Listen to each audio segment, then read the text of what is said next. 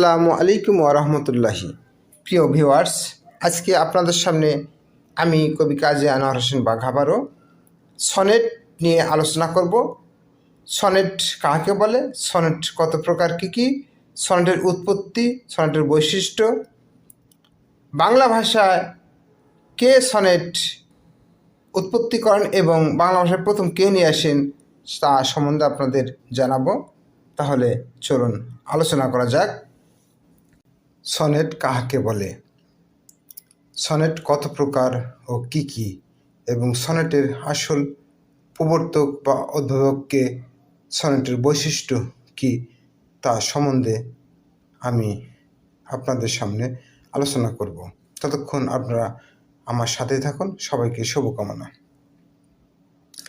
সনেটের সংজ্ঞা: অন্তমিল বিন্যাসে, বিশেষ আদর্শে গঠিত অক্ষরবৃত্ত ছন্দে প্রতিচরণ 14 মাত্রা বা 18 মাত্রা বা 8+6 বা 10+8 মাত্রা পর্ব বিভাগে যে বিশেষ ছন্দ বন্ধনের মধ্যে 2 থেকে 4 স্তবক অথবা 8 থেকে 10 বা 12 চরণের ভাব ও পরের দ্বিতীয় 6, 4 বা 2 চরণের ভাবের উপসংহার টেনে 14 চরণ মৃন্ময়ী কবিতাকে সনেট বলে। সনেট ইটালীয় শব্দ সেনেটো শব্দ থেকে এসেছে, যার অর্থ লিটল সাউন্ড অর সং, বাংলায় মৃদুধ্বনি। সনেট উৎপত্তি ও উদ্ভাবক: 4th-10 শতাব্দীতে ইতালিতে মৃন্ময় কবিতার প্রচলন ছিল। মৃন্ময় কবিতার এক বিশেষ চেতনা থেকে সনেটের উৎপত্তি বা জন্ম। সনেটের প্রকৃত প্রবর্তক বা উদ্ভাবক ইতালির কবি পেত্রার্ক। তবে কারো কারো মতে পিয়ারো ভন প্রথম সনেট আবিষ্কার করেন। এতে সন্দেহ থাকায় পেত্রার্ককে সনেটের প্রকৃত জন্মদাতা বলা হয়। সিসিলীয় কবি সুইডেন প্রথম সনেটের নিয়মকানুন বেঁধে দেন। তিনি সনেটকে অষ্টক ও শতকে ভাগ করেন। বিখ্যাত সনেট রচয়িতা দাস্তে ও ট্যাশো ছিলেন পেত্রার্কের অনুসারী। মধুসূদন দত্ত পেত্রার্ককে অনুসরণ করে বাংলা সাহিত্যে সনেট নিয়ে আসেন, নাম দেন 410পদী কবিতা।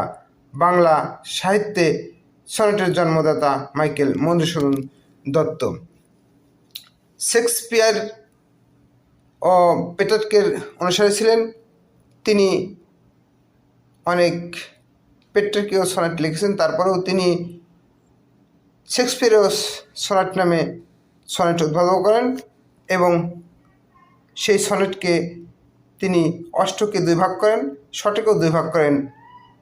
মোট 3টা চতুর্থক এবং একটা সমিল দ্বিপাঠিকায় ভাগ করে তিনি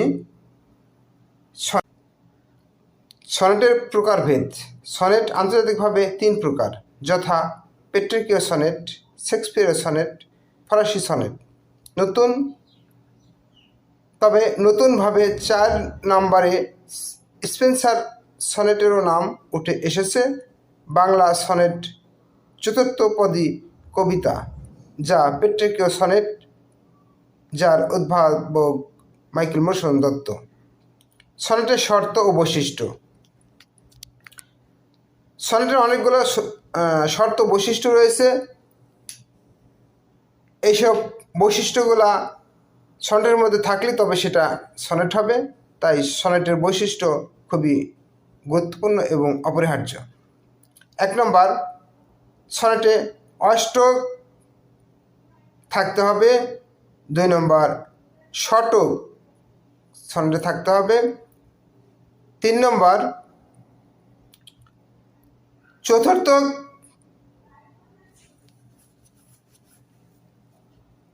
থাকতে পারে, ত্রিপঠিকা 4 নম্বরে থাকতে পারে বা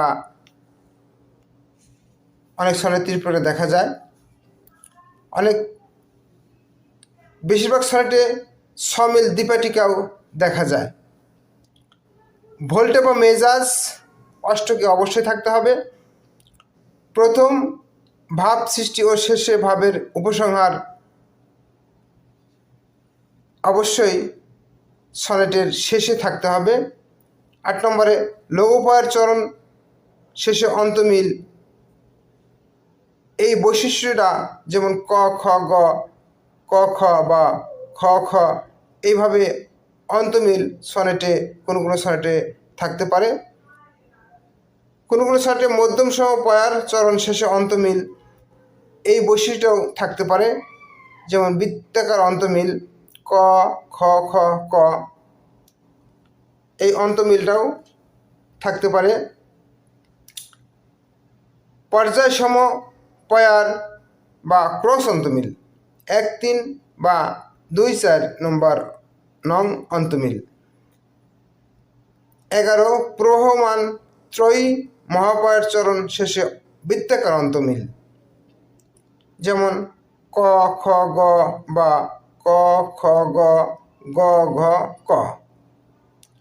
12 14 চরণ হতে হবে, কমপক্ষে 8+4 বা 14 মাত্রা প্রতি চরণ থাকতে হবে। নম্বর অষ্টক ও শতক অবশ্যই থাকতে হবে, তবে প্রতি চরণ মাত্রা বাড়িয়ে 8+8 বা 8+16 মাত্রা মহাপয়ারে বর্ধিত করা যাবে। এই 14টি শর্ত বা বৈশিষ্ট্যের যে কোনো 10টি একটি আদর্শ সনেটে থাকতে হবে, নতুবা আদর্শ সনেট হবে না। আর আদর্শ সনেট না হলে সে সনেটে লিখে লাভ কি? আদর্শ সনেট ছাড়া অনেক কবির অনেক মন গড়া সনেট আলমারির ভিতর পড়ে আছে, তাই কেউ মন গড়া সনেট বা না লিখে সনেটের 14টি শর্ত বা বৈশিষ্ট্য মেনে লিখুন, তাহলে আদর্শ সনেট হবে।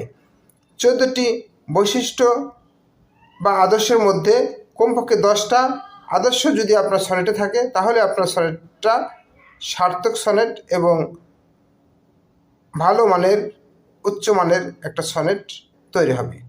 সবাইকে ধন্যবাদ জানিয়ে সনেট কি, সনেট কত প্রকার, সনেটের উৎপত্তি এবং সনেটের বৈশিষ্ট্য সম্বন্ধে আলোচনা করলাম।